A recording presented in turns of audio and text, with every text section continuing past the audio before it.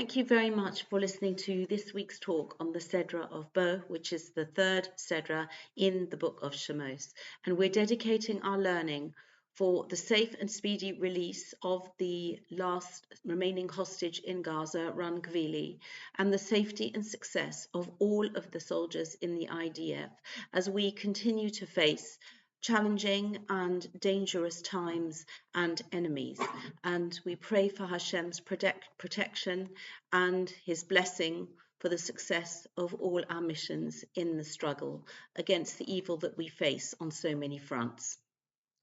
And as we look at the Sedra of Bo, and we read through the last 3 of the 10 plagues, there's the plague of Arbe, locusts, Choshech, darkness, and Makas Bechoros, the smiting of the firstborn, we feel that this escalation of the severity of the 10 plagues, which had been severe at the outset with the first plague of dam, of blood, that all the water sources were turned into blood, and that was really setting the stage. And if we look through the pattern of these 10 plagues, we can see that actually there's a parallel to the 10 utterances of creation. And although the events of the 10 plagues happened 2,448 years after creation, which we set as year 0, actually the miracle of creation is something that no human was present to witness. The unfolding of the 10 plagues saw, in a way, the deconstruction of all of these 10 utterances, 10 stages of creation, and a lesson to all of humanity, to the Egyptians who presided over a society that was immoral and exploited other human beings, turned them into slaves, and really in their behavior, as it were, unraveled the beautiful structure of creation. And the consequences of that translated into the 10 plagues, which were a perfect orchestration of Hashem in his glory by himself, Bichvodo of Atzmo, not through an emissary, showing how human behavior can unravel this wondrous act of creation. And really, as we go from the plague of locusts, which the Torah tells us has not been replicated neither before nor since, this was absolutely unique, followed by the plague of darkness, which again had certain exceptional qualities, that it was palpable darkness. It wasn't just absence of light. It was selective in as much as an Egyptian and a Jew could be in the same room, and the Egyptian would experience this paralyzing darkness, be unable to move, yet the Jew would see and be able to move freely. So very exceptional qualities of this plague of darkness, followed by the ultimate leveler, which was the plague of Makas Bechoros. And the Torah actually describes how the smiting of the firstborns was from the Bechor of Paro, from the firstborn of the highest human being in his own mind in the land, to the firstborn of a person who was in a dungeon, the lowest level of society, the very bottom rung. And in a society that was so structured that really categorized people and looked down on those at the bottom end, and the people who were, as they escalated, as they got higher up, they were the people who had the power and were able to act with impunity, as it were. And really, Hashem comes and teaches the ultimate lesson that, as far as he is concerned, every human being has an element of being equal, and this was really in complete contradiction to the structure of Egyptian society. But it's a lesson for all times that, perhaps some places, some cultures have more overt class systems.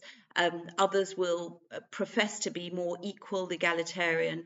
but we find that there's often the people higher up who can get away with certain things and the people lower down who can't.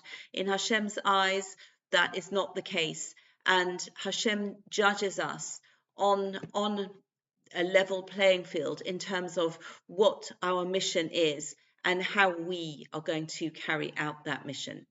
So, although there is so much depth and relevance in these events, there is today's focus is on the subject of keeping time, because we find in chapter 12, before the the the culmination of the plagues, before the plague of Makas Bechoros, we have the first commandment actually given to the Jewish people as a nation, the first mitzvah, and this is chapter 12, verse 2. HaChodesh hazeh lochem rosh chodoshim rishon hu lochem lechodshei hashana. This month for you is the head of all the months. The first it is for you of the months of the year. And this is understood on the deeper level to be the mitzvah, the commandment to observe the sanctification of the new moon, the Kiddush HaChodesh.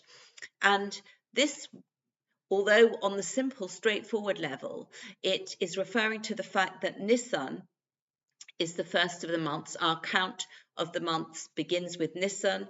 That is the first month. Iyar is the second month. Sivan is the third month, etc. But on the deeper level, we have this mitzvah of Kiddush HaChodesh. Now, as we are in the high drama of the last three plagues that are going to ravage the Egyptians, we might pause to think, why is this actually the place to introduce what seems to be a very calm, perpetually relevant, not something that's naturally necessarily completely needed to be explained at this time of huge change and upheaval. So this is something surely that could wait until we got out of Egypt and then calmly sit down and check out the calendars. Why is it something that has to be told to the Jewish people now?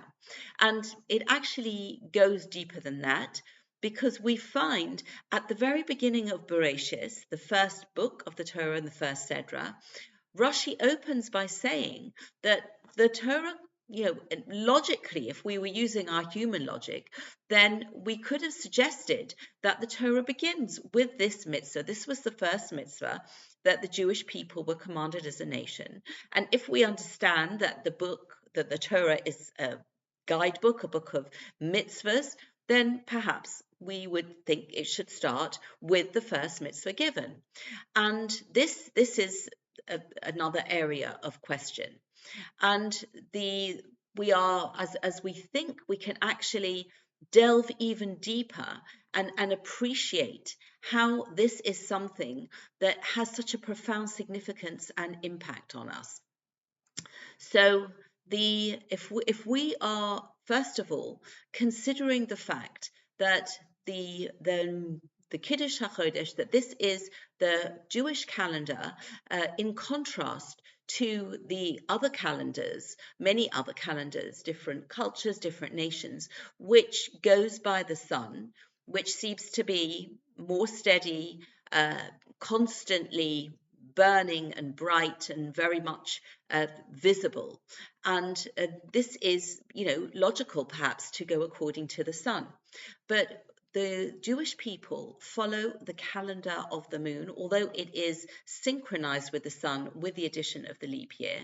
But we are following the heavenly body of the moon, which waxes and wanes. And the message of that is that we are up and we are down. There is this concept of, there are times when the moon disappears from sight completely, and yet it will renew.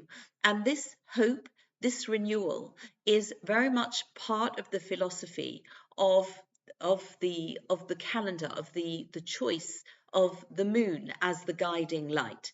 And in a very beautiful essay on this week's Sedra, Rabbi Roberts actually says that considering the moon at its darkest point is possibly a way of describing a low time in our personal life, in our national life.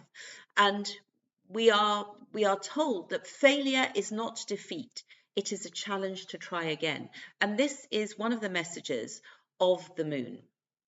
And when we think about the fact that this is so important, and I actually think that the fact that it is in this Sedra, that it has to be told at this very moment, because with the culmination of the 10 plagues, we are reaching the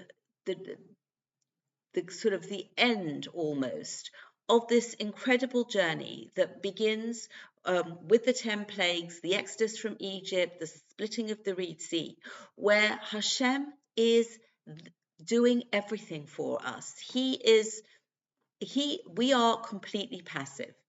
And we are, as we change from being slaves to being free to serve Hashem, we must become active. And in this mitzvah of Kiddush HaChodesh, this is exactly what we do.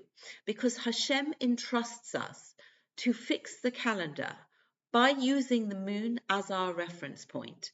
And there's a very beautiful Rashi on the chapter 12, verse 2, that says that Niskasha Moshe al Molad Halavana. Moshe found it very difficult to see the exact point of the reappearance of the moon.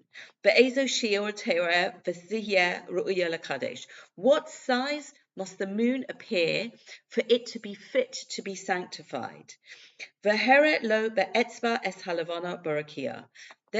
Hashem showed Moshe with a finger, as it were, the moon in the sky, and said to him, Kazeh re'eh v'kadesh, see it like this and sanctify it. So this beautiful medrash is really showing us a partnership that as we emerge from that Egyptian slavery, exodus experience, and we were beholden to masters of flesh and blood, we are moving to freedom to serve Hashem. And perhaps the biggest adjustment for a slave who may have had his physical needs taken care of, he may have been given food and shelter, sometimes maybe not, but in the circumstances that he was given those, yet he was never master of his own time.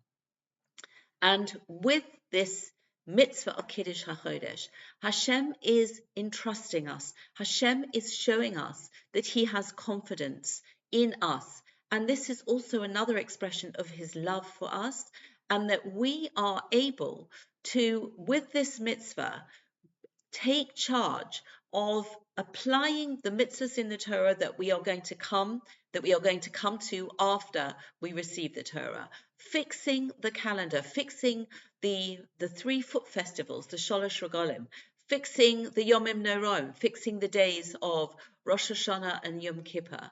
And in this way, we are a partner with Hashem, and we work together. And in this way, we are much more constructive and engaged. And this is something that, as we look at the processes, and initially the witnesses, the Mishnah in Rosh Hashanah describes how the witnesses were cross-examined by the Sanhedrin. And on the basis of their testimony, the new moon would be announced, how crucial their input was. And then in the 4th century of the Common Era, Hillel HaZaken, Hillel the elder, who is buried in Meron near the cave of Rabbi Shimon, near the grave of Rabbi Shimon Bar Yochai, he, with his astronomical calculations, with his Torah knowledge, he fixes a calendar, because there was the high possibility that the Sanhedrin, which had to judge on this, was not going to be functioning anymore with as in this time of persecution and upheaval. And therefore the wisdom of Hillel came to ensure that the calendar, which is the crucial touch point of connection between ourselves and Hashem, and he made sure that this is something that until the coming of Moshiach is now fixed, and we can refer to that. So as we can gain a deeper realization and appreciation of this mitzvah of Kiddush HaChodesh, of sanctifying the moon, of the partnership with Hashem that it creates, and how it sets us up to be masters of our own time within the umbrella of the Torah. Thank you very much for listening and wishing everybody Shabbat Shalom.